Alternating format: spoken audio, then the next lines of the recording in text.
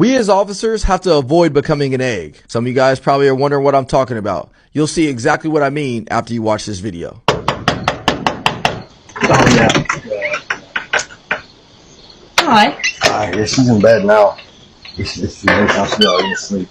Well, it still happened though, right? Yeah. I just, the whole point, I just wanted you guys to come over and talk to her. I mean, I just wanted her to realize what this was. I mean, in reality, it's not much you guys probably can do about it, is there? I mean, she could probably get charged, but Who, she can? She's 11 years old. she's creating it, right? She's 11 years old. Doesn't matter. He's still making. No, she's not. She's being manipulated by a grown-ass adult on the Is she internet. taking pictures though? You guys have a nice evening.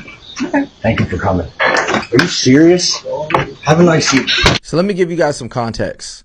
The officers respond to this house in order to talk to a young girl who's reportedly been sending photos to a grown man. Or when the officers arrive to the location, they encounter Dad at the front door. Dad is assuming that the officers are there to counsel her so that way she can stop doing what she's doing and let her know the dangers of doing it. But yet the officers' reaction and response is what's kind of puzzling in this situation. You notice I started the video by saying officers are becoming eggs.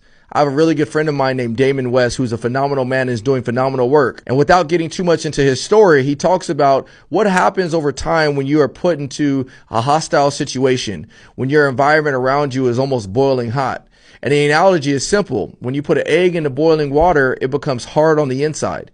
And a lot of times, as I've been speaking, as I've been in this job of law enforcement for a while now, I've noticed that officers over time start to become very cynical in their approach. They become hard on the outside and the inside, whether or not the girl's actions are right or wrong. And as we all know as adults, it's not right for a 11-year-old daughter to send photos out like that. She is being manipulated, and we're seeing it happen more often than not. And we're seeing behavior like this happen a lot of times nowadays, even with trafficking. If you're the officer in this scenario, I want you to put your child in that scenario and how you respond as a parent.